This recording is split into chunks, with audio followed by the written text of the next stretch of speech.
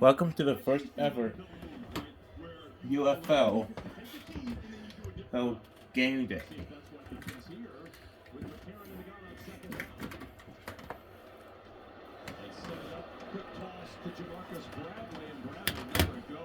Keith Gibson there first to drive him back. And now a timeout will be used by the Battlehawks with 18 seconds to play in the first half. Marcus Bradley going to do a better job of understanding the situation and saying, hey, catch this ball, nowhere to go, guard out of bounds. You're not going to get much on it, but you want to save timeouts. He doesn't there. St. Louis has to take one. 2 timeouts remaining for Anthony Beck's squad.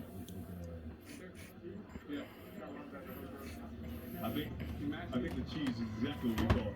You double move on the wide position to make sure, try to run one route, get them to take that cheese, and then you try to get behind them on that second route. Coming up, the progressive halftime stats, a recap of Birmingham and Houston from earlier, and a look at why football this spring is sensational. That's coming up on the progressive halftime show.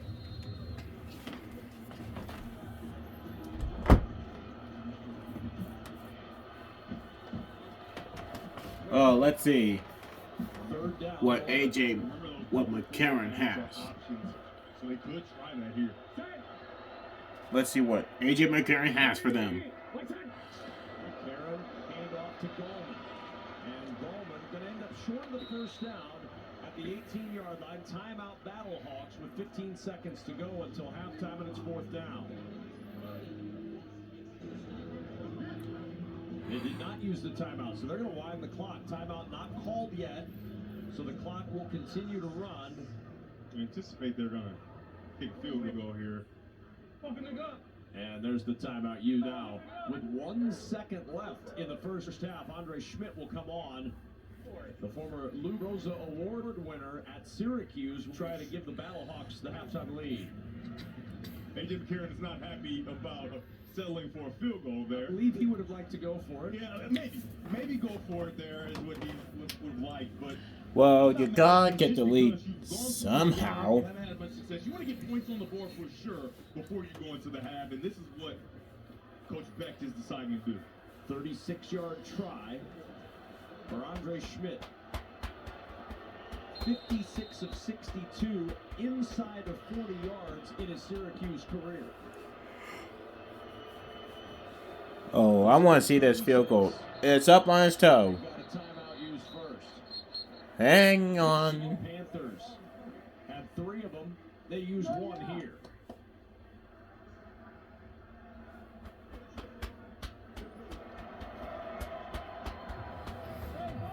Mike Nolan trying to ice Andre Schmidt. See if he's got some better moves here.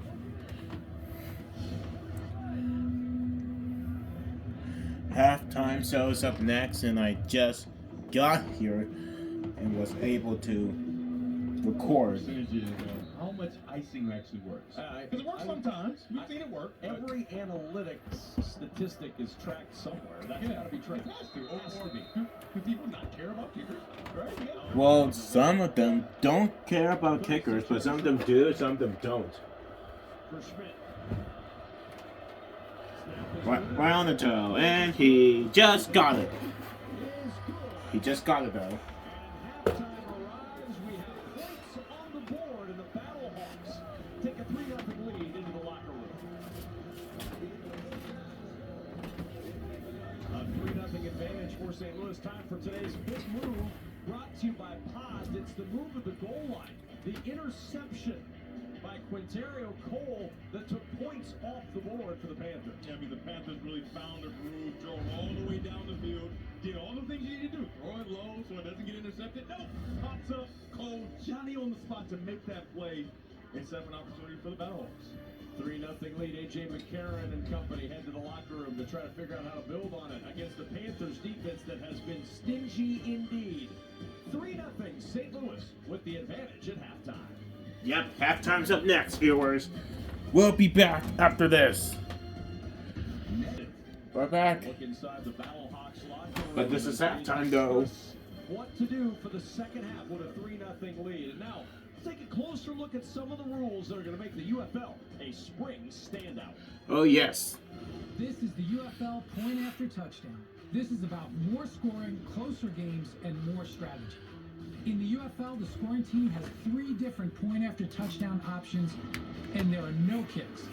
The scoring team can go for 1 from the 2-yard line, go for 2 from the 5-yard line, or go all in and go for 3 from the 10-yard line. The defense can score 2. If they get a turnover and return it to the opposite end zone, oh yeah, they get the same amount of points the offense was attempting. Oh yes. This is the UFL 4th down conversion play. In the 4th quarter, instead of an onside kick, the scoring team can elect a 4th and 12 scrimmage play. 4th and 12 from their own scrimmage. 28 yards. What? If they make a first down, they keep the ball. Yeah. If they don't, the ball goes back to the defense with great field position. Oh yeah. This is the UFL overtime. This is about don't leave your seat, game-ending action. There's no coin toss, no one possession wins, and no ties. Instead, UFL overtime is a best-of-3 shootout. With Just like the each team attempting to XFL. Score from the 5-yard line.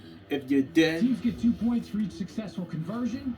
The defense can't score, but if they make a stop or create a turnover, the play is dead. The team with the most points after 3 rounds wins. And if it's still tied after 3 rounds, then we go to single rounds until we get a winner. Because this is winner-take-all kind of football. This is the UFL. Yeah. The 2024 UFL kickoff weekend continues tomorrow on ESPN. Showboat starting at noon. San Antonio at noon, followed by Memphis versus Houston at 3. And we'll be back on Fox next Sunday with a Week 2 matchup between Houston and DC at 4 p.m. Eastern. Fox Sports. 3-0 lead for the Battlehawks at halftime. Panthers quarterbacks figuring out a strategy to get some points in the second half. Yeah, they need to think about it too. They ain't doing that good. Arlington, your Renegades are back home at Choctaw Stadium. Dives for the touchdown. Get the best seats at the best prices and bring the whole family. Falling forward, touchdown. Throws an absolute laser beam, hauling it in. Single, season, and group tickets are available now. Renegades fans, it's time to go. But I'm a DC native. Head to the UFL.com and buy your Renegades tickets today. There are real. The UFL is here, unleashing the power of football. Yeah. So much long of off season now. Who has the skill to compete? Eight teams. Who has the will to contend?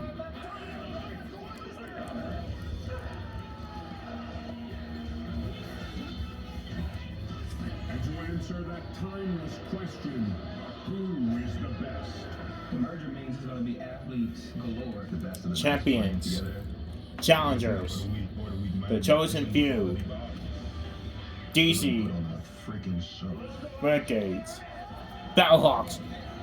Showboats. Defenders. Panthers. You name them. USFL got them all. This icon recipient share with host We're back, folks. May not be reproduced or transmitted in any form without express written consent of the United Football League. We're back and we're going to start the third quarter. In Detroit, a 3-0 game. The Battlehawks leading the Michigan Panthers. But then the Panthers came back to life. You see those yardage numbers accumulated late in the half for each of these two teams. The 2 turnovers have been killers, especially the one inside the 10-yard line for the Michigan Panthers to pick in the end zone that took sure points off the board. Yeah, it felt like the Michigan Panthers had an opportunity and they lost. Stephen Gardner, I'm Kevin Kugler. We'll hear from Jake Butt in just a moment. But it was a defensive struggle. There's no doubt about it. Early in the season, at least for these two teams, the defenses are leading the way. 100%. We thought these defenses would be really good, but on one side of the ball for the Battlehawks, we thought that the offense would be a lot further along than what we saw a year ago. They found a groove late in the half. A.J. McCarron wanted to go for it and try to get a touchdown. I'm happy that they got points on the board, but for the Panthers, they finally found that groove. You talked about the 2 turnovers early in the game, almost an interception. E.J. Perry has found a way to not stare his targets down, and he's been helped with the play calling, right? Get him into that RPO, allow him to move and use his legs, and he's had some success with that. You think we're going to see more comfortable play at quarterback in the second half? I think so. I think A.J. McCarron, you can see late in that half that he really started putting his fingerprints all over that offense, letting guys know where he wants them to be, putting them in position and putting balls on his targets, nice and easy to catch. And for EJ Perry, we saw just a shift. No more drop back pass. Let's get into that RPO, the things you're comfortable doing. He did that and he had success. And he got a little bit of help from his run game late in that first half as well. And Wes Hill's got a couple of runs going and gave the Panther quarterback a little something other than having to deal with that pass rush. 100% is helped by the offensive line, but the one thing that I think these coaches are very happy about is the way that this defense is playing, man. I'm just telling you, these offenses, maybe they aren't what they seem. Maybe just these defenses are so talented, and I think we're going to see a little bit more of that, but a little more offense as well. Well, we've certainly seen plenty of defense, both of these teams with tremendous defensive first halves, and we'll see which one of the offenses can solve the other's defense in this opening game for each team in the new UFL season. Panthers getting ready to go back to work. They're back on the field, led by their quarterback, EJ Perry. EJ Perry. Down on the field, Jake Butt is standing by with Battlehawks head coach Anthony Beck. Coach, a dominant performance by your defense there in the first half, forced a couple turnovers, including a key interception to save points.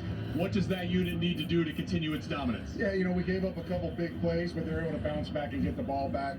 Really, they're holding the fort down for our offense. We get a nice little long drive there before the half. Offense picking up momentum. We punch one, get 3 points. Now let's see, get the ball back to start the half. Put a nice drive together. Hopefully get a touchdown. We're back to where we want to be. Just got to keep going along with the process here. It was a slower start for your offense, though. You told us in meetings this week you put that unit up against anyone in the league. What was the message to those guys at halftime? Stay the course. You know, just keep staying the course. You know, sometimes in that first game, guys filling out blocks, you know, trying to get the ball, receivers a little short on their routes. Now we got a bunch of plays in, especially that long drive at the end. We can cap it off now to start this half. We'll be in good shape. Thanks, Coach. Always optimistic Anthony Beck. Spent a lot of time in our industry. The career resume for the former West Virginia tight end, honorable mention All-American with the Mountaineers. First round pick with the New York Jets in 2000. Would go on to play 11 years in the NFL. He told us during this training camp that he's taken a more hands-on approach with the tight end position in camp. They really expect big things out of Kamari Averett, a young man who's getting his first opportunities in the UFL this year, and he raved about what the product of Bethune-Cookman has looked like in the fall, in the spring camp here. Yeah, he said he's one of the guys that has really earned the trust of A.J. McCarron, which is tough to do, right? Any quarterback that's been through it, it's hard to earn his trust, especially when you don't get a chance to be around him as much. And they said this young man is a person that earned that trust. And I talked to A.J. and he said, I'm telling you, man, we had a few 7-on-7 in scrimmages, and he made the right read against defenses, and that is something that a quarterback values very highly. Making the right read when those option routes present themselves. Averett has done it. I expect him to get an opportunity here in the second half. We'll see right away that Battlehawks offense will be the first on the field. Michigan took the ball to start the game, and the second half kickoff to Darius Shepard at the 2-yard line. Shepard trying to find the crease on the right side, and Shepard pushing his way across the 30 and down near the 32 in the arms of Devin Ross. So A.J. McCarron, who led a drive the last time they had the ball of 16 plays, 87 yards, and ended up resulting in the field goal and the only points of the game. See what they do here to start the third. Here we go. We got snug left, Ralph on one ready. Fourth field, Detroit. Mike, gun. I'm gonna go snug left. That's a tight formation, and Ralph is a zone running play to the right. Hey, easy. London, New York. London, New York. So he may be flipping the play. New York. London starts with an L and maybe going to the left now. 180. What's that? Handoff Ballman. There's that run to the 34-yard line. You can see, like I talked about at halftime, the handprints and the fingerprints of A.J. McCarron all over the offense, even in the run game. Doesn't like what he sees from the play that's called Ralph. He goes to London, New York, and he goes outside zone to the right, and they pick up a few yards. Out left open. Action 2 jet. Z-coin speed all winner.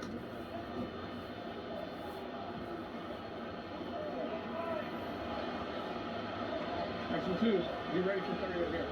Set. 180. What's that? Be ready. Be ready for 30. That's Deshaun White. He was pointing out. It's Deshaun White who got to the quarterback. He There's a warned flag. Goldman to be ready for Deshaun White. There is a flag down. Offside. Defense number 57 lined up in the so neutral much zone. for that 5-yard penalty. Second down. And Breland Speaks lined up in the neutral zone. That'll take the sack away from Deshaun White. And sometimes you know it's coming and you still can't stop it. A.J. McCarron, before the play, alerts Wayne Gallman that number 30 is probably coming. And that's an outstanding job by A.J. because he was standing still. He hadn't even moved toward the line of scrimmage. He tells him to look out and he can't stop him still, but it's negated because of the veteran Speaks lining up offside. Has to hurry up that play clock down to 3. Here's Goldman. Second To the edge, to... kind of cool, was the first to close it down. And That's then some good Goldman defense. gets shut down by Rondell Carter. Big number 97 there to make the stop after a loss of 1. It'll bring up 3rd down. I'm just telling you, Kevin, these receivers aren't going to be able to block Ty Nakul when he comes down to the box. Look to the right of your screen, number 21. 11's trying to block him, no chance. And a nice job of Nakul turning that thing right inside to the Calvary. So what are they going to do on 3rd and 3?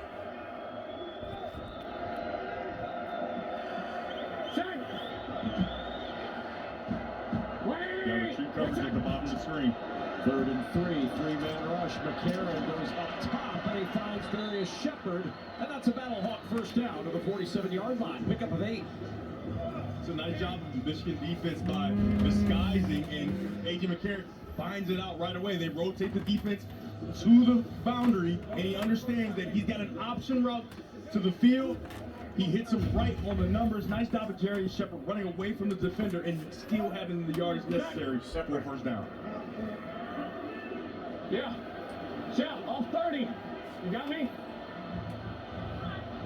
180. 110. Comes First pressure and from 30 again. He called it out again. It was Deshaun White who came with the blitz. Got rid of it quickly, but could not connect with Shepard. At home, again, if you weren't here the first time, when you're hearing AJ say that, off 30, that means if 30 were to come, that's too many for our offensive line to handle. You have to break hot so I can get you the ball right away. Obviously, AJ would have loved to give a better throw on that last play, but the mechanics of it all is right in line on what they want. 2nd and 10. Oh, that's sad. Down goes A.J. McCarron. Daniel Wise just buried The McCarron before he even had a chance to oversee what was happening in the secondary. And he's inside, and he just defeats his man. It's a one-on-one battle. He's hungry for some hands-on, sacks. and he's Jump, supposed jump. to be blocked. It looks like there was a bit of a miscommunication by the offensive line. You got guys pulling. It looks like it should have been a trap, or maybe that ball should have been out a little sooner, but it wasn't. St. Louis has converted on 3 of their last 15. 4 third downs, but this is a long one. 3rd and 15. 3-man rush again. Here we go. McCarron to the sideline. Dropped. Incomplete. Wanted Hakeem Butler, but Keith Gibson there to break it up. Battlehawks are saying there should be a flag over there. But there's no flags. That ball landed right in his lap. Right, so initially it's incomplete, and as he falls to the ground, his butt looks like it's inbounds, and the ball falls right into his lap. It's interesting to see what this is going to be. This is a nice job by both sides. That is amazing. Wow. So he does make the catch. Unbelievable. That is outstanding. Well, they got Somehow, punt. as his body twists, he's able to pull it in. And put it in a perfect tuck position. Either way, they're still going to punt the ball. Wow. It even happened fast in the slow motion replay. I've been so excited about a play that did not gain a first down. It was still 6 yards short. Yeah. Outstanding catch, though, by Butler. Yeah. And Michigan will take a timeout. Runner off. Got me? Let's do it 38 right. to go Here we in go. the 3rd, and a timeout by the Panthers. Oh, look at this catch. He goes up with 2. Nice defensive play initially. And then as he's coming down, his eyes never leave the football. Ball touched the ground, may help him a little bit. Mike Nolan says it's incomplete.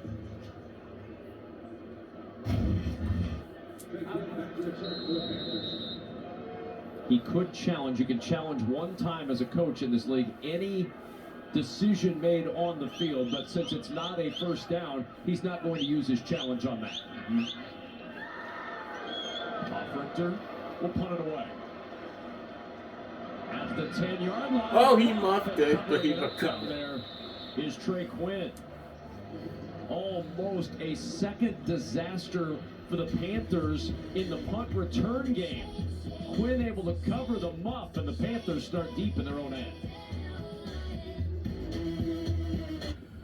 Question: what would you get with almost 7? Check out today's game flow brought to you by We're back. Progressive, and it's a flow from the defense on both sides. Devin Gardner. Yeah, from the very first snap, the defense has been all over these offenses, and they've shown that they are a little bit ahead here to start the UFL season. But we expect explosive offensive performance from both these teams here in the second half. It's going to be difficult for the Michigan Panthers. Their third drive to start up a 10 or less as they start this possession from their own 7-yard line. And some of it is self-inflicted, right? Just bad mechanics in the punt return game.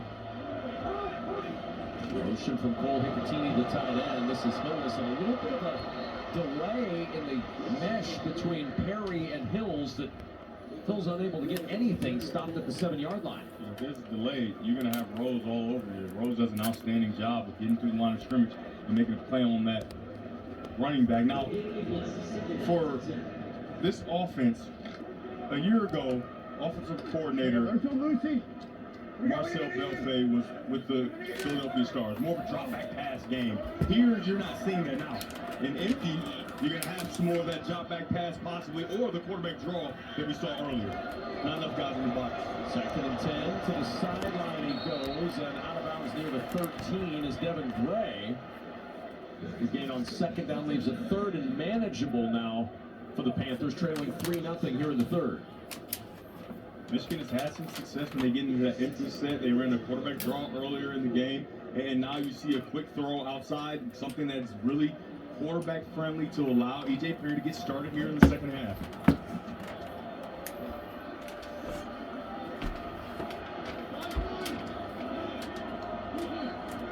Trey Quinn is a guy that Perry loves to get the ball to. Backside pressure, Perry gets away from it, and he throws a strike to Trey Quinn. And Quinn with a 1st down near the 23. That's an outstanding call by offensive coordinator Marcel Belfay. They catch him in man-to-man. And what do you want to do versus man-to-man? You want to get crossing patterns, a mesh concept. Trey Quinn does a very nice job of getting into that mesh concept, getting close to his pick man, and creating some separation for Perry to get him the ball just in time with Willie Harvey breathing down his neck. And Harvey's been in the backfield all day long. Really good throw by Perry on the run. He's improved as this game's gone along. 100%.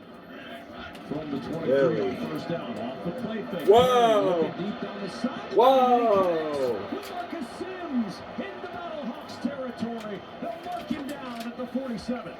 That's another 1st down. This is something you just don't always see from wide receiver. He goes on the go route, but he takes an inside release and he fights to try to get back outside, but somehow that ball is able to fit in there before the safety gets there on an inside grab. A very nice job by number 9 in maroon, Marcus Sims. 30-yard completion. Pitch and catch from Perry to Sims. And the Panthers on the prowl. Down 3-0 at the Battlehawk 47. That's two back-to-back snaps of man-to-man coverage by the Blackhawks defense. Do they go to a zone coverage because they've been burned on those 2 plays? Let him go. And Perry on the design keep, trying to sweep that edge, and he's shoved out near the 45-yard line by Chris Payton-Jones. I love what offensive coordinator Marcel Belfay is doing with E.J. Perry, continuing to keep him ingratiated into the game, making sure that in the run and the pass game, he has the decision to make, and it allows him to continue to build upon this confidence that he can clearly has gained here in the second half. Well, and if you're going to have E.J. Perry as your starter, you've got to use those legs. Absolutely. Got to use your legs, just like any QB does. 2nd and 8.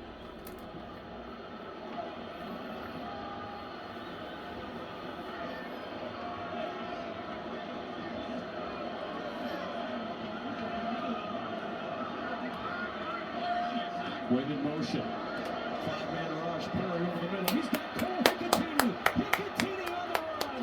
Inside. Hicatini. First and goal, Michigan. Oh, did he just get in? I don't know. Did he just get in? They say that he was down to 1, but he absolutely went in. Run routes. Watch him your screen here just on a slant route, gets in between the two linebackers and a hands catch, and then the yak. Yards after catch, a big play for this Michigan offense. 41 yards to Cole Wow. Hicatini. And don't forget, first trip into the red zone, there was an interception on a deflection. Can the Panthers avoid disaster here as they look for the lead in the third? Naked bootlegs are alive. It's going to be a whole bunch of bootlegs. Doesn't like what he sees, and they were running out of time on the play clock, and they weren't lined up just yet, so you know they were probably going to have motion involved.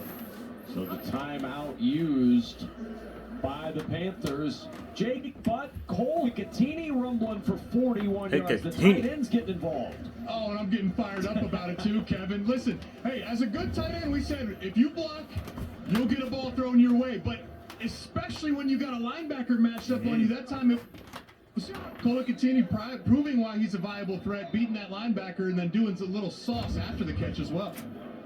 Yeah, Jake, when you see a tight end line up at that wide receiver position like you did quite a bit, right, and you run a slant route there, what are the details that you have to get free like Hicatini did? Well, you know the whole concept because Michigan was running a little flat route on the inside. So you know the defense was going to be stretched horizontally and there'd be space inside. The key is for Hicatini is you have to win by crossing face, then you got nothing but green grass in front of you. First down and goal from the 4. Colburn, the running back, from the pistol. Colburn with the carry. And Colburn yanked down at the 4. Lakeem Williams ripped him down. Some pushing and shoving after the play. They'll send everybody to their respective corners, and it's second and goal. And Lakeem Williams was having none of it. Watch him cross the face of the offensive lineman and then come and make contact. Very nice job. When you're a linebacker and you're down here tight, they're not truly respecting that naked bootleg and that pass option, so that's not good. But when it's a run play, it's great. He does a nice job of beating the offensive lineman to the spot and getting to Colburn. E.J. Perry, 9 of his last 10 for 158 yards. Can he close it out on second and goal? There it is. Oh, the hit. The hit. He got in, though. But is he okay? Yes, he is. But where's the flag? There's no penalty flag. You saw it, Devin. So did E.J. Perry. And Perry in for 6. When you get into that empty situation, you see 5 offensive linemen and Perry makes 6. Well, they have all their defenders outside. Only 4 rushers. You can get in the end zone by the hair on his shitty chin. A nice job by E.J. Perry to sell out and put that ball in the end zone. Now remember, there's no kicking extra points in the league. You go 1 point from the 2, 2 points from the 5. You get 3 points if you convert from the 10. But there's no change in your mind. You would have settled on this. They're going for 1 from the 2. Extra point. This time, the offense had to stay out. Blitzes from the top. You can throw a slant right behind those linebackers. Oh, that's in. In for the extra point. On top of that. And the Michigan Panthers with a 7-3 lead. First Perry with the touchdown run. 93-yard drive. Who said this was a defensive game? All about the offense now in Michigan. Well, surprise, surprise. Mixing up 7-3. Be a sub back. above. And by Miller Lite, great taste, 96 calories. Miller Lite tastes like Miller time. Back in Detroit where the Michigan Panthers have the 7-3 lead. Cole Hicatini played a big role in that drive, and Jake Butts with the quarterback, E.J. Perry. All right, EJ, you can finally say you punch it in, you got a touchdown. How's it feel to finally get some points on the board? Good. Our defense has been balling out the whole first half, the whole second half to come out with a stop after they scored their first points. It's just we owed it to them the whole time. We got a couple down late at the play clock. Cole made a great play. And then up front, I haven't been touched all day. So, I owed it to them to finally do something. The first half, we needed to play better, and we responded, and we got to keep responding. Well, can you tell me about that play to Cole? That was the one that got you down in scoring position. What'd you see? Yeah, it was late in the play clock. We had a motion the opposite way. They played man and ran with it, and it left him with outside leverage on a slant, and I was able to get it to him in the hole player against pressure. So, you know, we got to keep going and keep making plays. I mean, guys have been making plays. I got to stop turning the ball over, and that's about it. Is he going to get fined for being tackled inside the 5-yard line and not score? We'll have to talk about that after the game. We got to win first. Gotcha. All right, guys, back up to you. Nice diplomatic answer by E.J. Perry as the return is stacked up by the Battlehawks at the 32-yard line. Shepard stopped by White. And with 5:20 to go in the third, now the pressure on this St. Louis offense a little bit, Devin. This is an offense that is expected to be one of the best in the UFL, but it has been stymied so far by this Panthers defense. Absolutely, and expect. Z flag, 13 duo 1. They got a run play here, a 13 duo. And I think there's a tag for an option to throw the ball as well, but you're going to see A.J. McCarron continue to have control of this offense and expect Averett at some point to show up, number 80. For the Battlehawks. Shepard in motion. This is Gallman on that run. And Gallman trying to back his way for an extra yard or so. Gets to the 37-yard line. It's a 5-yard gain on first down before Willikis can finally bring Gallman to the turf. Really nice job by that offensive line leaning on the defensive line. Duo, it means double, right? Double team to the second level. You get the offensive guard and the offensive tackle double team the defensive lineman to the second level. They do a nice job there. And Gallman picks up 5 on first down. That's a positive play. Now you got the whole playbook open for you. Now on schedule now to start off this drive for the Battlehawks. 2nd and 5. We're going to have 17 or 14. This is Sailors. And he twists forward to the 38, just a yard on that carry for Jacob Sailors, and brings up 3rd down and 4 for St. Louis. But they've done a good job on 3rd downs when they have had success is finding their big wide receiver, number 88, Hakeem Butler. You can see him lined up in the slot. A big target for A.J. McCarron versus linebackers. To the bottom of your screen in the slot. Motion down there from Jackson.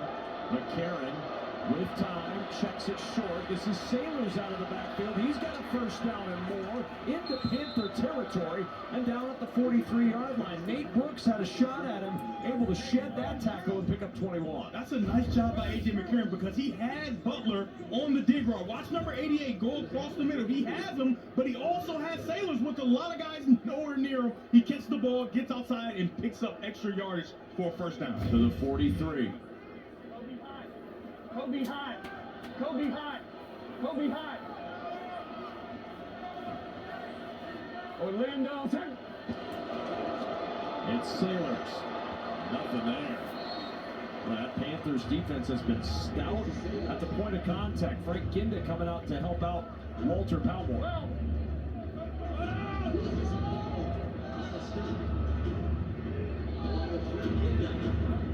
Here we go.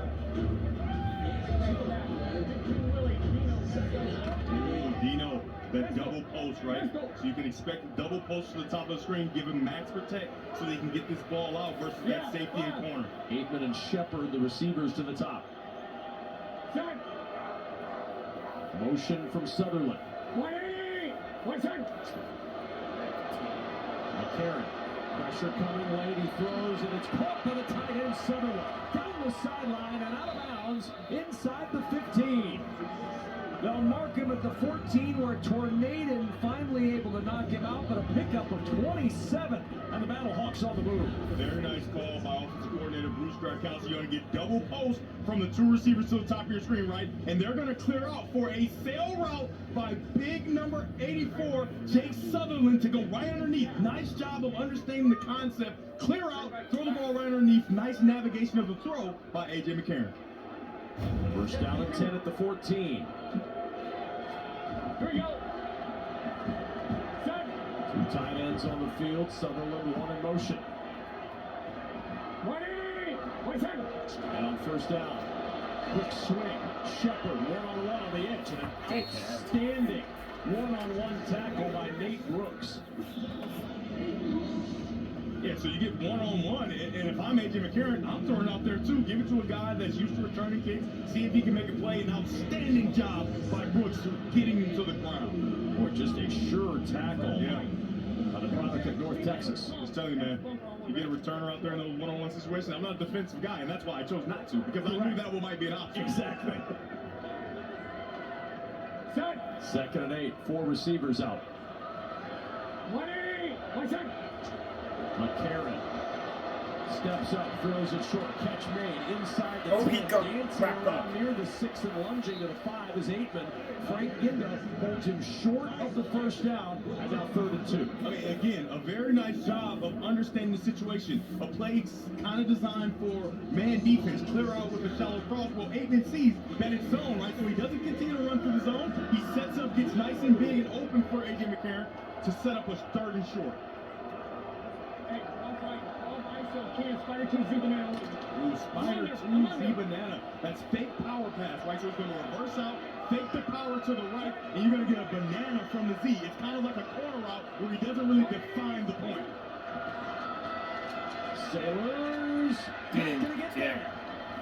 Stacked up about a half-yard shy of a Battlehawk first down, and now 4th and 1. And you've got to think if you ran it on 3rd and 2, you're probably willing to run it on 4th and 1. Yeah, I think that's what AJ's thinking, but I would have loved for him to go with that second option, that banana, because the defense for the Michigan Panthers all barreled in, and you can sneak that Z receiver to the back line. Hey, let's get up there with something to kind of shake them up.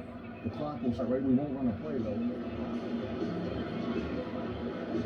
Stoppage to make sure the measurement here. Little blood for AJ McCarron as well. It's been a battle against that Panthers defense for the Battlehawks today. Yeah, he's been under duress quite a bit, and he's done an outstanding job of making sure that he's protecting himself with throws and hot routes and things like that. And he's still been under duress through the majority of this game. Here's the official true line measurement. Short by 11 inches. Man, that's cool, right? You know exactly how much. Yeah, you don't have to question. 11 inches is how much you need. And the offense will stay out there on the field. Get the first. If they call it 4th and short, okay? We're going to go right close. We're going to explode out of the huddle like we're doing QB sneak. Yeah. It's no snap, no play. Okay? It's gonna quick, and I'm gonna go sack, and then I'm gonna move somebody. What do you need? Sack? Like play. All right, so I think it's very clear at home, but I can help you if you please. Clear. Will there no be a play? No play. Do not move. No matter what I say, no matter what I do, don't you dare move. We are not running a play here, and we'll call time out and get a play after. 4th and inches. They might go to get. They try to go get Nixon offsides. Holds their water as well. No movement up front by the Panthers. But there's a movement. No movement by the Battlehawks. Delay game. And that's the end of the 3rd quarter. No, that's the It's end. a smart thing to do. You get the time running out. Try to get him offside, get some free yards, get a first down. But Let me back up to this. A tight Fox ball game. Sports. Michigan 7, St. Louis 3 as we head to the 4th. Has arrived, and DC, your defenders are back. And here we go! Kick off the first ever UFL season at Audi Field on April 7th. Oh, I want to see it. I wish. Join the Defenders fam and get rowdy at Audi. Oh, look at it go! Oh, my goodness! Head to the UFL.com and buy your Defenders tickets today. 4 p.m. Checkers new sourdough double milk, double the beef, double the cheese. Oops. Weekend in downtown Detroit, the UFL Very season. busy.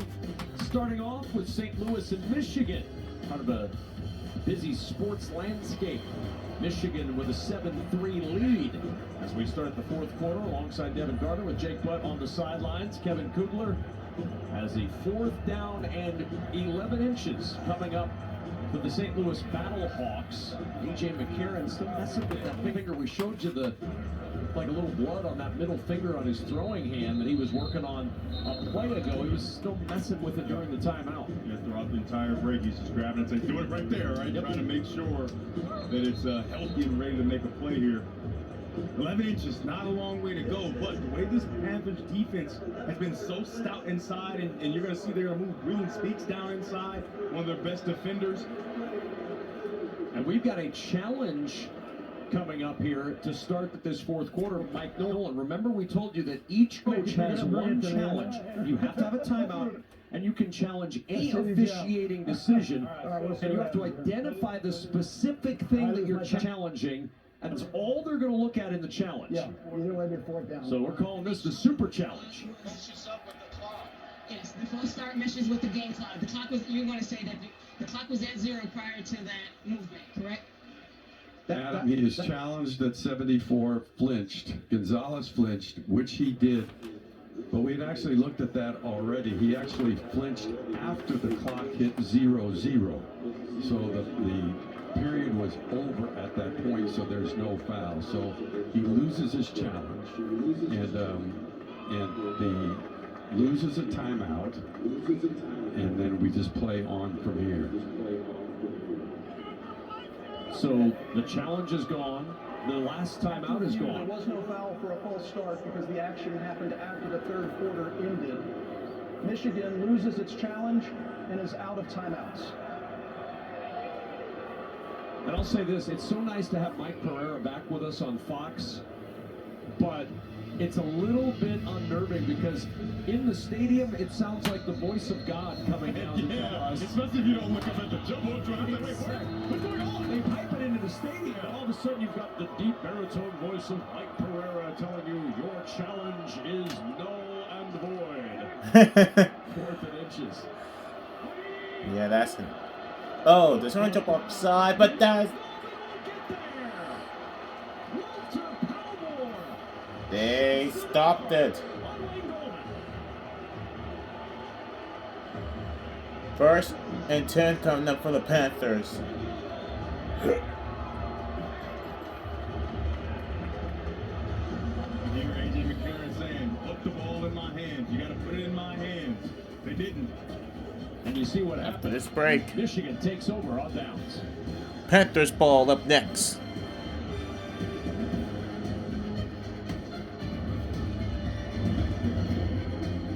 Game We're back. filled with defense. The Panthers make the biggest defensive play from Walter Palmore. Yeah, and watch inside the Panthers offensive ball up guard. now. He has to do a better job of posting up and stopping the defensive lineman from getting across the face of the right tackle, Bushel-Beatty, so quickly.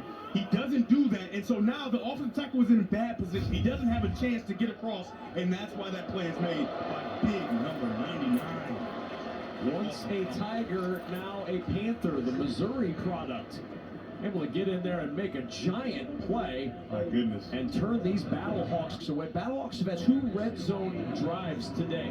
One resulted in a field goal. The other resulted in a turnover on downs. Both resulted in an unhappy quarterback as he walked off the field. Yeah, absolutely. You can hear him saying, keep the ball in my hands. And in both those scenarios, they sat on the ball or got the ball out of A.J. McCarron's hands, and he was not happy about it. On 2nd and 10, Hills with some room. Hills a hurdle, and Hills with a first down. Quinterio Cole went low, and Hills took the elevator to the top 4, picking up 19 and a first down. Take a look at the left guard, Jacob Burton, number 73, who springs this. He started at the point of attack, and then you allow Hills to get outside and whoop, over the top of the diving defender. Very nice job by Hills. Longest run of the day, and it sets up the Panthers with some breathing room now. First down at their 24. Perry over the middle into all kinds of traffic, trying to squeeze it into Trey Quinn. Boy, oh boy, was that tight. Ben DeLuca right there along with Willie Harvey. That was similar to the play we saw in the very first play of the game with Willie Harvey, but it's just a little bit different. The Battlehawks go 0 coverage. That means there are no safeties back. But Willie is going to come from the other side of the field, so the quarterback never sees him. He runs past it. He overruns it, or else it would hit him right directly in the sternum. But very close to another interception. And that one goes for 6 if he catches it. 2nd down and 10 at the 24. Perry wants his running back on the screen. He'll run instead, stumbling forward with a flag down. Perry down for the moment to the 32, but this one may be coming back. It's going to be a hold on Big 77. He was blocking for a long time. Ryan Pope did everything he could to hang on. Holding offense number 77. 10-yard penalty, 2nd down. The reaction from Ryan Pope after the play kind of put a spotlight on it. Yeah, it's not a huge hold, but he's blocking for so long. He's the left tackle there. You can see him. He's fighting. We're at about 5 or 6 seconds now here. And then when the defender tries to part away, he kind of flails his arms and gives a little acting and makes the referee throw the flag. Travis Feeney doing some pretty good work getting that hold called. Absolutely. And now 2nd down and 20. Battlehawks absolutely have to get a stop defensively. Perry with backside pressure, he's in trouble, and down he goes! It's Feeney! He got the hold called a moment ago, and now he gets his number called with a sack. Nice job by Travis Feeney to the bottom of your screen right here. He just goes speed, breaks the hands down, and right around the Perry. Very nice job of slow playing, kind of like a wide receiver at the line of scrimmage versus the defensive back. Nice and slow, beat the hands down, get around, and get to the quarterback. The longest 3rd to go today, the longest 3rd down yardage, 3rd and 28 for the Panthers.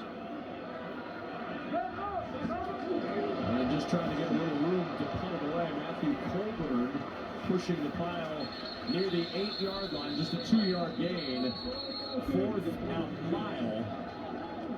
And the Panthers punt team will come off. Kevin, we've got to give a lot of credit to Donnie Abraham and what he was able to do on that possession. We saw a combination of 0 coverage with no safety. Then we saw 2 safeties back. And if I'm the quarterback and I see 0 and then I see 2 safeties and I got 1 safety high, there was just such a mixture of different coverages that E.J. Perry had to hold on to the ball a few times. And it's a nice job by that defensive unit. The 6-time Pro Bowler Leroy Glover coaching the defensive line. Donnie Abraham, who had over a decade or so in the league with both the Bucks and the Jets as a 3rd-round pick in '96. A lot of playing experience, a lot of really good guys to learn from on that Battlehawks defense. You know how much playing experience, Kevin? 44 years of playing experience on that defensive staff. Impressive. Pretty good work of the punt team by the Panthers. The flag was thrown right with the tackle. Yeah, the flag was thrown right at the line of scrimmage. So we talked earlier about the punt rules. A guy down the field, 1 yard past before the ball is kicked in a rush to get downfield, that will be a penalty. So we're going to tack it on. You want? Hey, what's your number? Remember, gunners cannot be more than 1 yard down the field before the ball is kicked. And you're so used to running down the field so quickly, you imagine that that's what happened there. Yes. Yeah. What's the number? 12? Yeah, it's Devin Ross. An eligible player downfield on a kick. Kicking team number 12. 5-yard penalty. Replay 4th down. It's one of my favorite things about the UFL is the access we have, where you hear the conversations with referees and coaches. You hear Mike Pereira chime in when need be on reviews. You hear the players. There's so many players and coaches with microphones on them as to whether or not you take the penalty. You heard that whole conversation. Anthony Beck opting to have them re-kick back from the 4-yard line. Which I agree with, because there's a saying on special teams, nothing good happens on a re-kick. And it's usually for the guys that just had to run down and cover the kick.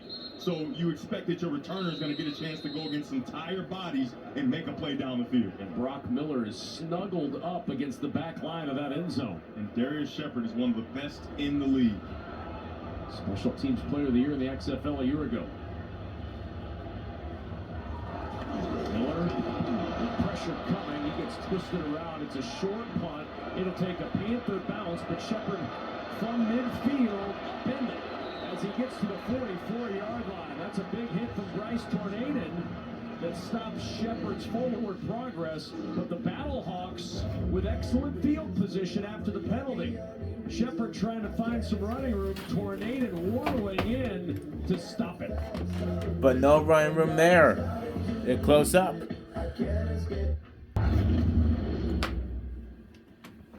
Putting the ball in my hands. Yeah, they keep talking me out of it. Running, we ain't been able to run all day. That was after the 4th down play. A.J. McCarron wanted the ball in his hands. They did not convert on 4th down. See what he does here with 1st down from the 44 of the Panthers. But remember also, A.J. had an opportunity to throw a banana. Remember, I said I wish he would have gone to that because you just don't know how many opportunities you're going to have. Sailors in the backfield, run on 1st down. Sailors trying to bounce it. He cannot. Nate Brooks, who has shown a real nice talent for the open field tackle today, got him on the edge, a loss of 2. You just don't see it from cornerbacks, right? A guy who can get off blocks and make sure he sticks his nose in there and make tackles. Nice job. Another open field tackle opportunity for Brooks. Hakeem Butler, a guy who's been itching to make a play. Maybe he's the guy they lean on, number 3 receiver from the bottom. 2nd and 12. McCarron wants the screen. Oh my God. Vidal Alexander's helmet.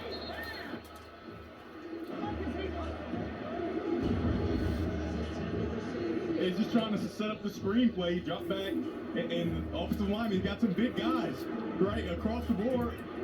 They go 6'4" from the center, 6'5" from the guard, and from the right tackle, 6'6", right? So you got to get that ball up nice and high, or else it's going to be right off of the head of Vidal Alexander.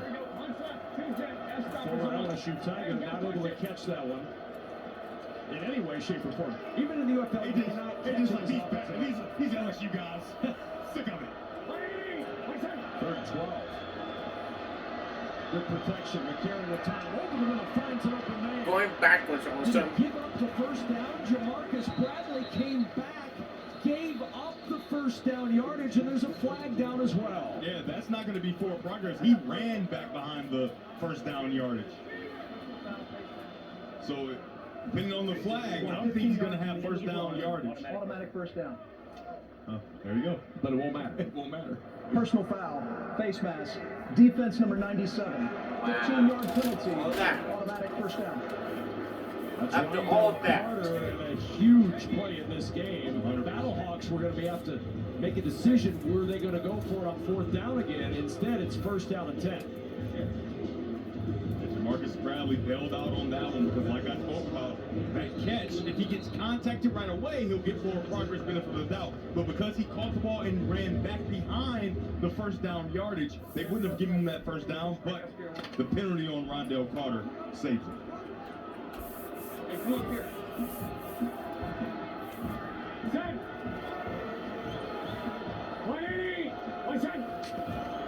Play action.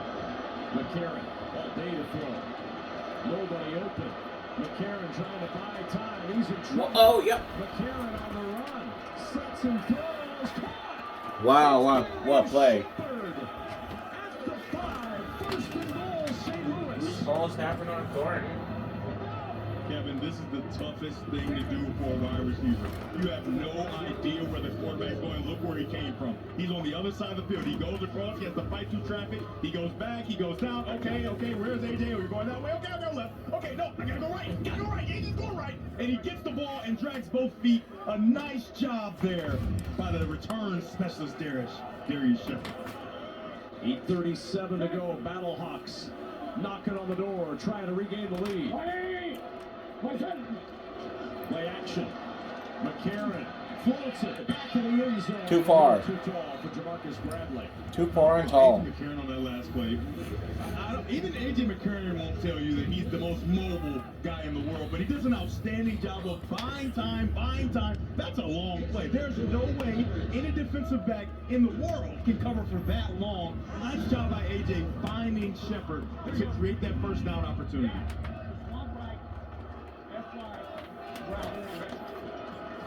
2nd and goal. Sailors in the backfield. It's been Sailors this whole series in the backfield.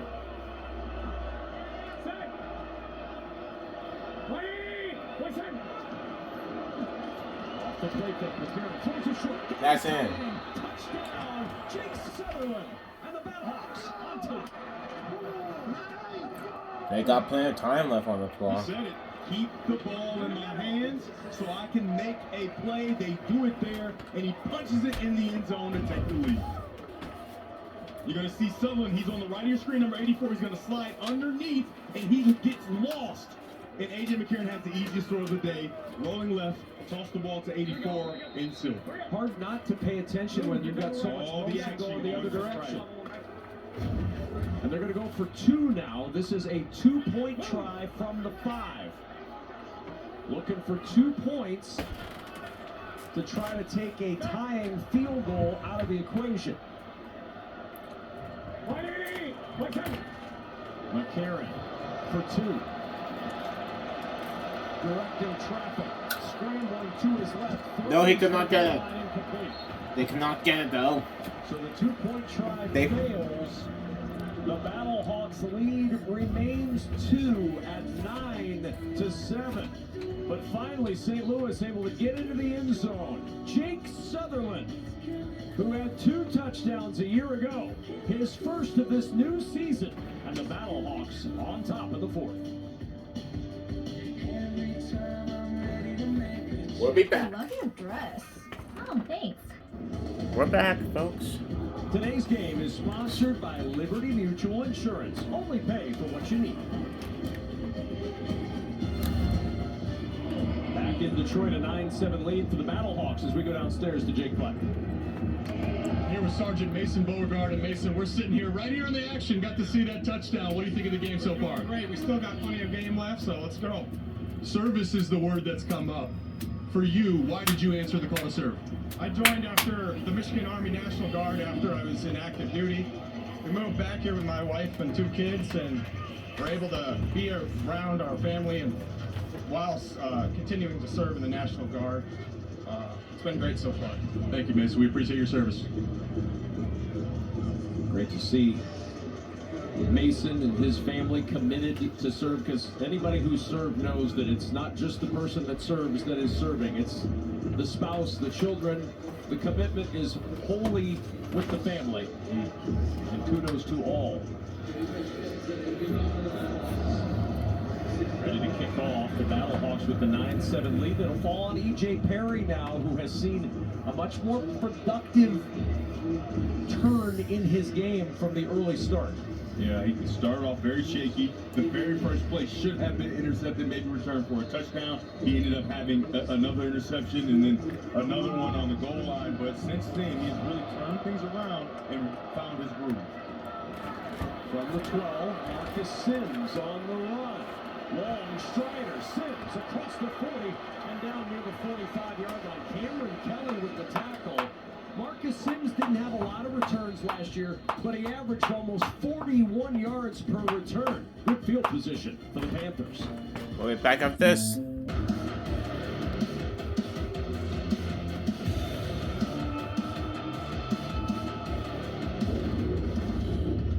We're back. It's been a week 1 battle, and it's Detroit, Michigan. Fourth quarter. You see the numbers for E.J. Perry in the second half. 4 for 5, 87 yards, a 4-yard touchdown run. His team down 2 with 7:48 to go. He's done a nice job, and on the last drive, he had some confusion with the back end of those Battlehawks defenders. They showed him multiple different coverages, and I look for them to do that again here. Here's Wes Hills with a blocker in front, and another terrific run by Hills to the Battlehawks 38. Noah Johnson leading the way with 18 yards more for Wes Hill. Kevin, look at number 61, Noah Johnson. Watch him get out in the front and run. Just run. I mean, is he the same speed as Wes Hill? And then Dobbs trying to make a block. Outstanding job by the great center, number 61. And Hill's last 2 runs, 19 yards and 18 yards. Yeah. The running game's starting to find some traction. Back end doesn't matter. Not the ball. He'll try again. Hills, more room. Chugging his way to the outside. Hills inside. Whoa. The 15. Look like the Panthers offense is picking up the pace. Running downhill in the fourth to start the UFL season. Kevin, hate to be repetitive, but again, look at Noah Johnson. The center, number 61, he gets through, he posts, he holds up, he has to turn back to chill, try to find somebody because there's nobody there. A nice run again by Wes Hills. 24 more for Hills, closing in on 100 today. First and 10 at the 14, 84 yards for Hills so far in this one. And on first and 10, it's Hills again, stumbled on his cut, and only ends up with a yard there. It'll bring up second down, and now a little bit of pushing and shoving, maybe as a swinging at the end of the play. So Wes Hills out of Slippery Rock, second team All-American in Division II in 2018, the leading rusher in the USFL last season with New Orleans. On the 2023 All-USFL team, rushed for over 680 yards, rushed for 10 touchdowns, and 3 carries, 43 yards on this drive alone. Yeah, get that guy. The Battlehawks decided to do on defense is play man-to-man. So those big runs come because all the man-to-man defenders are chasing their receivers, and there's nobody there to stop them. Perry. Oh, look at that kid run. Look at him go. Inside the 10 at the 8-yard line. Willie Harvey covers him up there. A scramble of 5 brings up third down and 4. Certainly Michigan within field goal range, but they're hoping for more. Absolutely, and I love that play from E.J. Perry because that play was called because of the defense that the Battlehawks was playing. They were playing that man-to-man defense. They think they get it again. They go those crossing mesh patterns. It's not there. He doesn't force anything. He goes to pick up some yards and create a manageable third down. 2 for 6 on third today. Tight end. Number 80, Hicatini. He's lined up to the right of the screen. He could get down the field in the mesh pattern. Looking in that direction, not open. Perry will run instead. That's not pretty, but he get in. More touchdowns. Look like the Panthers. Perry getting his team back on top of a touchdown run. Impressive. So, well done, Perry. Well done, E. Perry. You earned this touchdown, man. To the right, but you can see that the Battlehawks are going to create a 3-over-2 scenario where they have 2 guys on the Hicatini, 1 on the running back. He pulls it down and uses those legs that help him get the job in the first place. Outstanding. I mean, I'm telling you, cover up that football. Very slow for E.J. Perry. And now going for 2. It's a 4-point game, trying to make it a 6-point game with a 2-point try from the 5. Again, kicks are not an option in the UFL for the extra point. You can go 1, 2, or 3. They opt to go for 2 from the 5.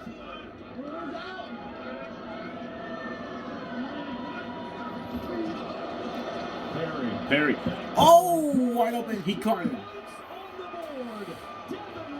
He got that one. Brilliant. And a 15-9 Michigan lead. 15-9.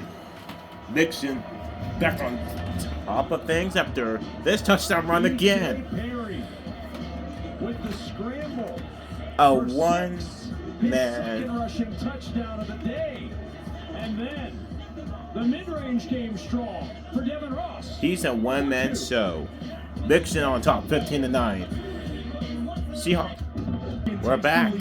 With 2 nice plays from E.J. Perry, but take a look at the defense for the Battlehawks. You've got number 24, Lavert Hill, and you've got number 9, Chris Payton-Jones. At some point, they are on a different page. One guy thinks that he's going to take the guy, because down here you have to be wary of big plays. Maybe Lavert Hill passes it off to number 9, Payton-Jones, or Lavert Hill should go underneath and chase. Either way, you can't turn a guy loose at the goal line.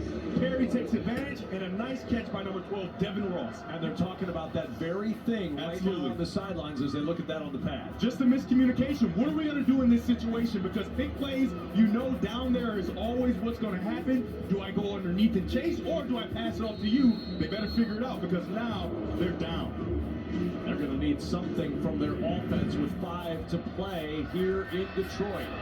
There is Shepard from the 8-yard line. Shepard with a gaping hole up the middle, and Shepard with a giant special teams play.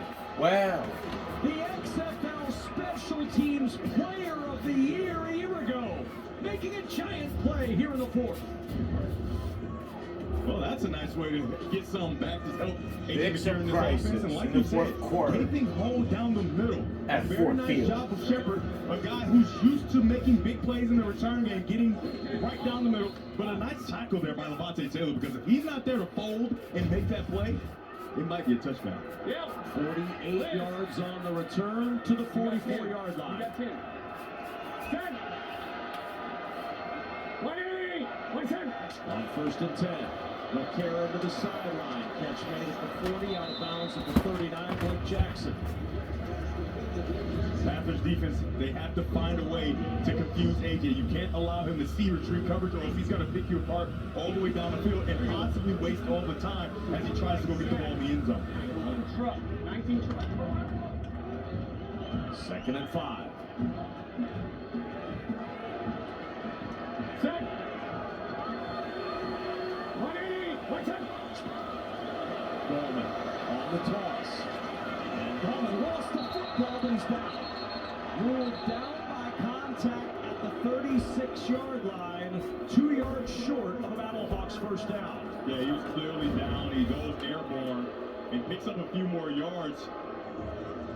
But he has great ball security, hits the ground, and then that ball pops out. That's a fumble. That's clearly a fumble. Michigan does not have a challenge. So He should have saved that challenge for that, but no, he had to use it. Challenge, and lost that challenge earlier. 3rd and 2. Coleman, nice cutback. First down inside the 30. One of the better runs of the day for Wayne Goldman.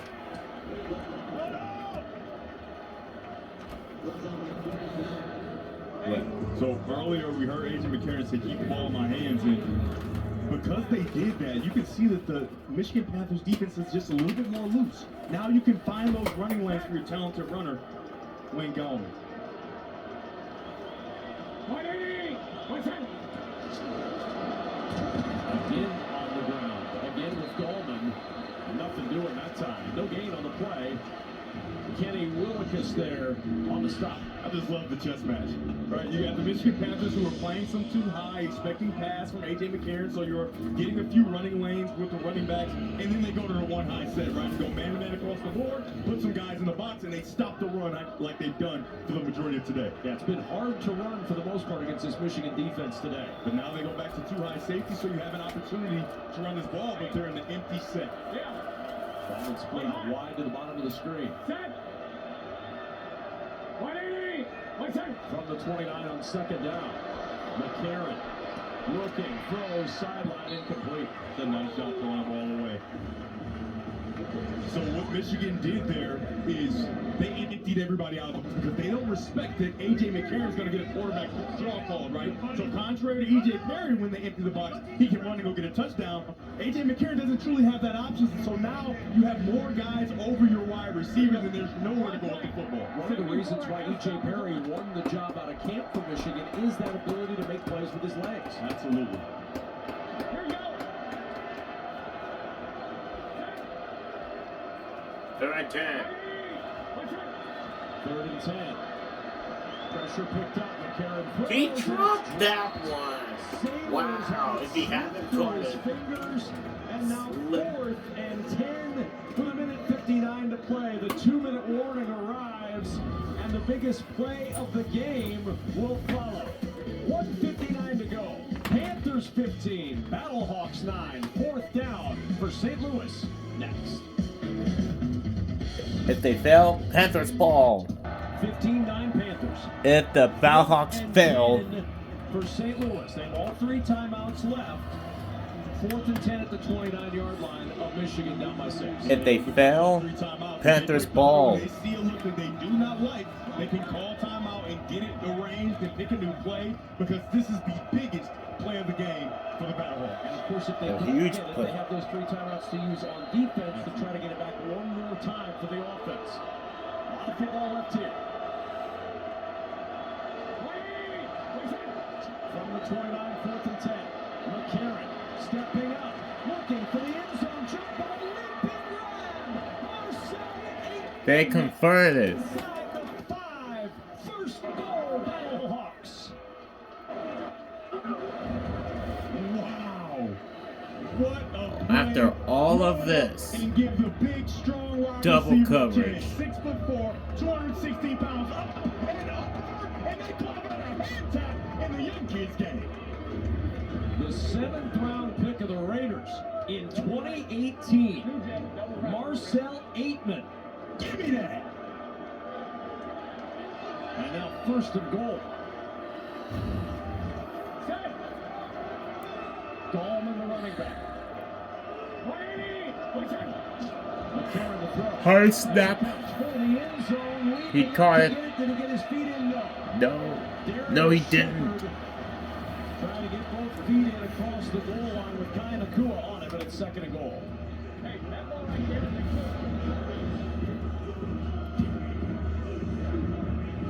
It's a nice job in the college game. That would be a completion. But at the pro level, you've got to get 2 feet down. Still, nice effort and nice catch by Shepard. Last season, by the way, the XFL 1 foot was a catch. Not in the UFL. 2nd and goal for 4. Okay, that's stuffed. Nowhere else to go. At the 5, and it's 3rd and goal. Can the Panthers keep out the end zone? They might. Comes from his safety position to the left of your screen. Comes down. He has his fit. He has to. They messed up on 4th down before. Earlier in the 4th quarter. Remember down here earlier in the game, at the end of the half and earlier in the first half, they didn't come away with points because they didn't keep the ball in A.J. McCarron's hands. He was visibly upset. He was verbal about it. I guarantee they keep the ball in his hands here. 3rd down and goal. It stays with McCarron on 3rd and goal. Looking, dancing, trying to buy time. McCarron throws. Denied. And it is at the goal line, incomplete. Yep. Wow. 4th and goal. This is it.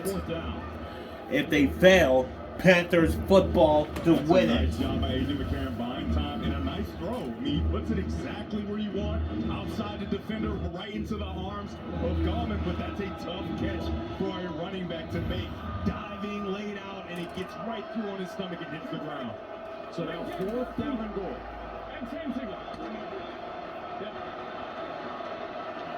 Everyone's loud today. Can they act? If the Battlehawks fell on 4th and goal, Panthers will win it. Looks the other direction, throws to the goal line, across for the touchdown. Marcel Aitman ties it at 15.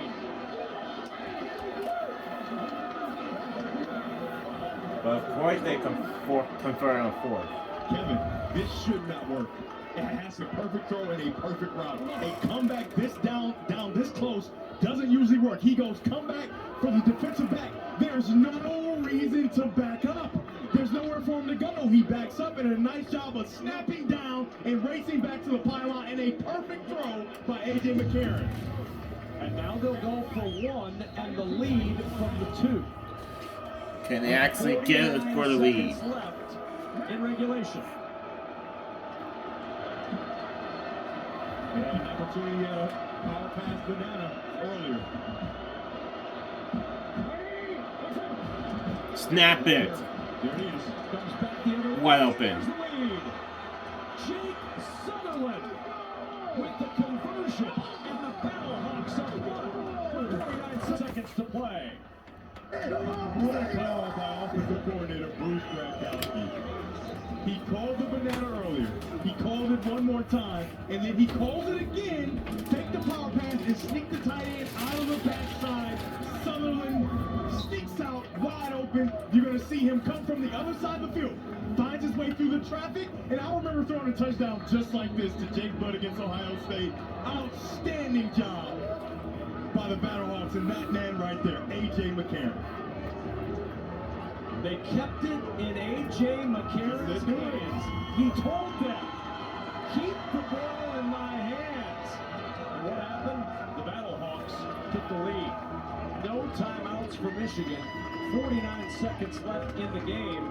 And the kicker for the Michigan Panthers, if you're thinking field goal, is Jake Bates, who has not attempted a field goal since high school. He's been a kickoff specialist.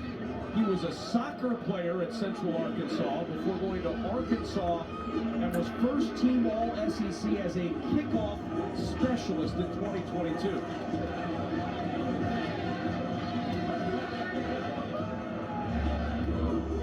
With a 1-point lead, the Battlehawks kick off.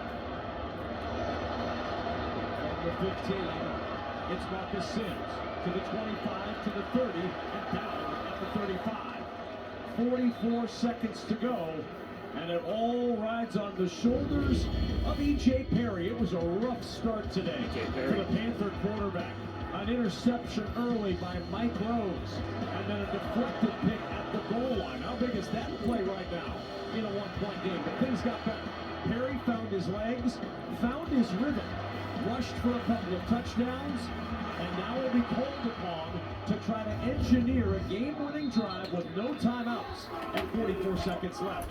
And a timeout first called by the Battlehawks. What you're going to see from this Battlehawk defense is a little different than what you've seen before. The Panthers are going to have to go to more of a drop-back pass game. The one thing that E.J. Perry struggled with early, the shift came when they shifted the style of play. They stopped with the drop-back pass, they put him into those RPO situations, and he was having to have great success. Now, that's not an option here. Just because you have so long to go. Up next, make sure you put your kicker in a comfortable position. we're going to do access football next between Clemson. Asked Mike Nolan before the game, how long has he been kicking in camp? He said, well, I've seen him kick without a rush from 65. They said, not that I'm going to kick him from 65 in a game.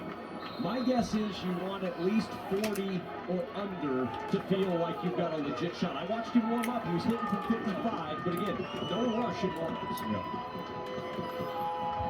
First and 10 at the 35.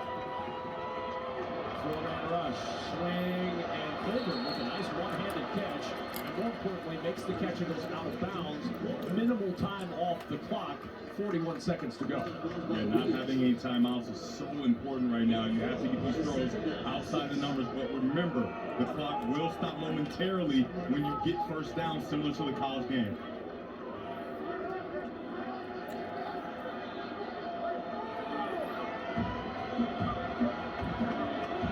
Second and 6. Four-man pressure. Perry on the run. He'll throw this one away.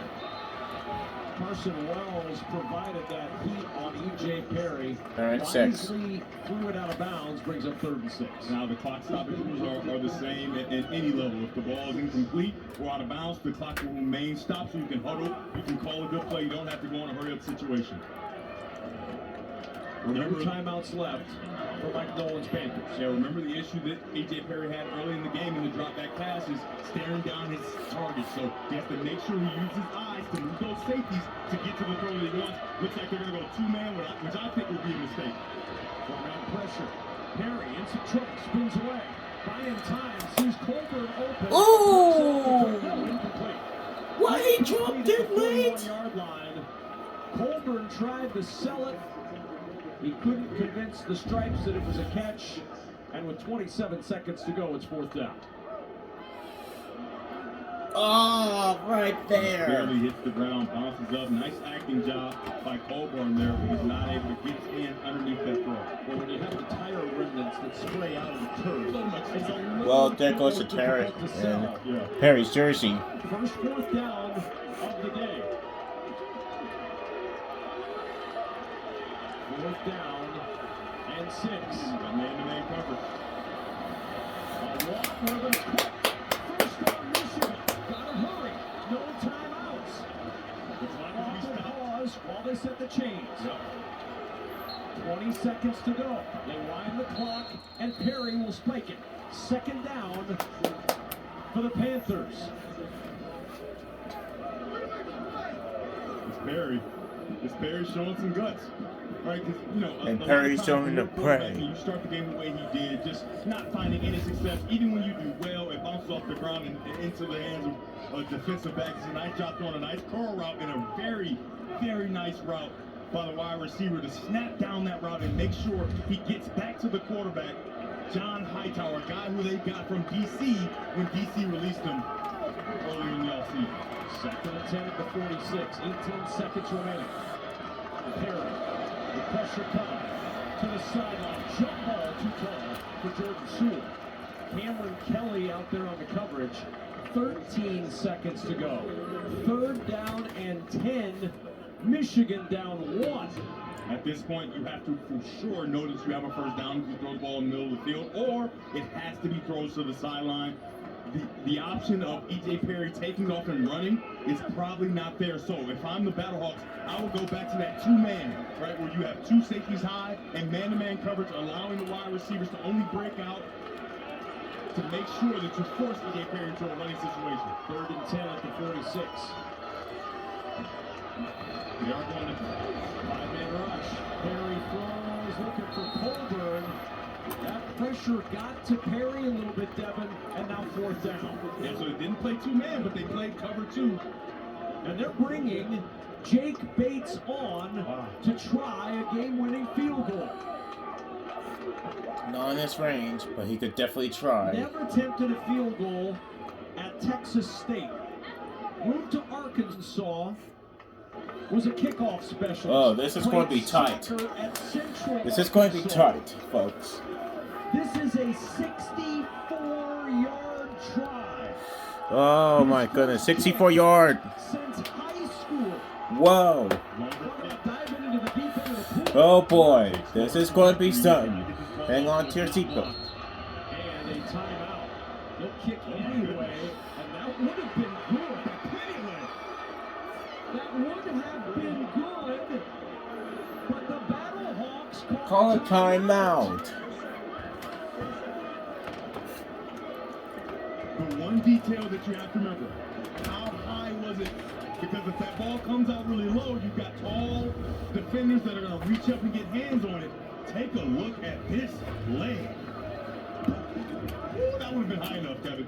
Mike Nolan told us he's got a huge leg. It's one of the reasons they brought him in. A big leg. The 20. The question with field goals is, of course, accuracy. Yeah. Can you aim the leg where you want it to go? You did there. Remember he told us, he said, yeah, I saw him make it, but it was on high school field goal post. Right. But it was right down the middle when he saw him. So right down the middle there, too. Oh, my goodness. And I think, like I said, I think that he's going to be high. Let's try this again.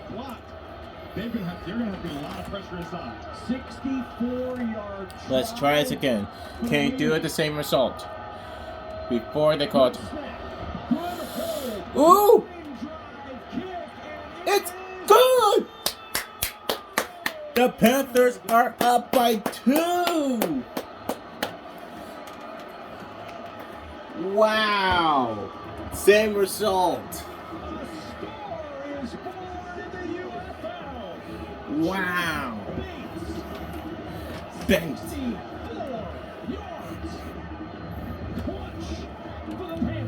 Clutch kick. The clutchest kick of all time. Whoa!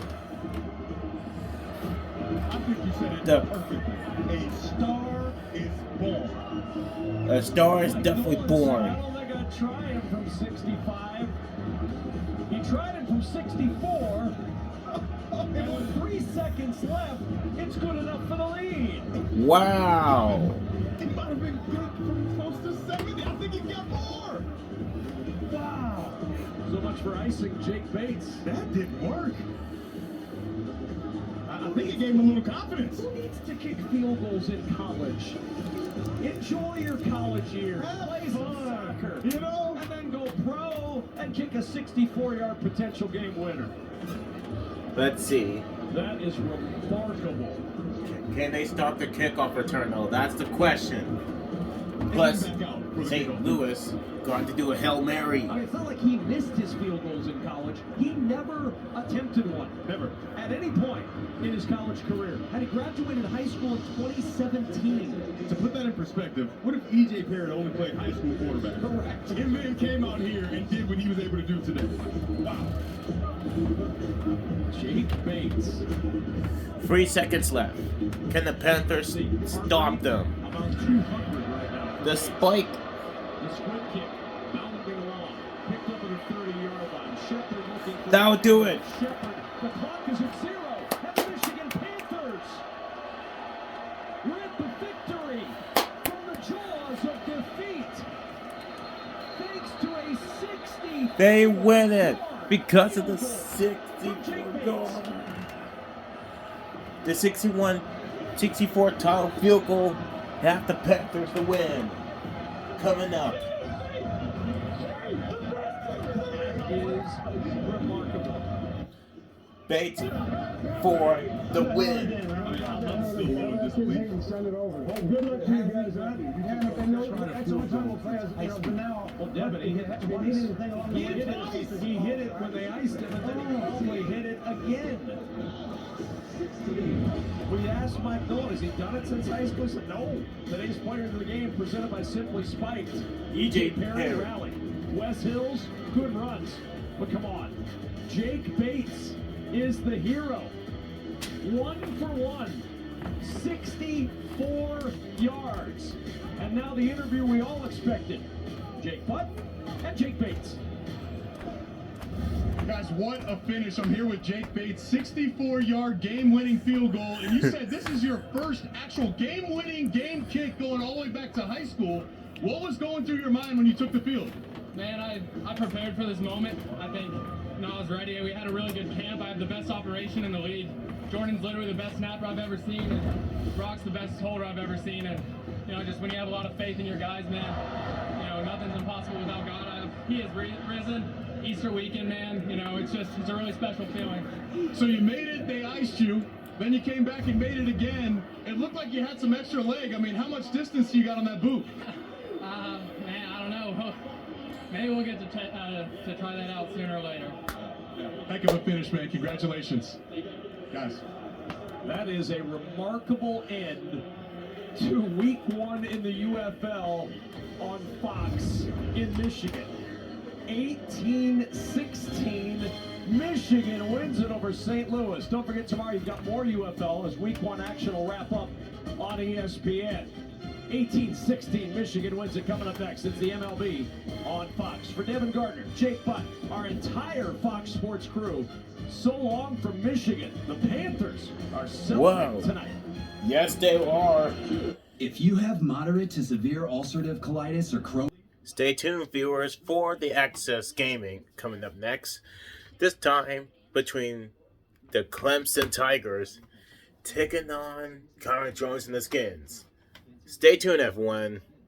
See you later.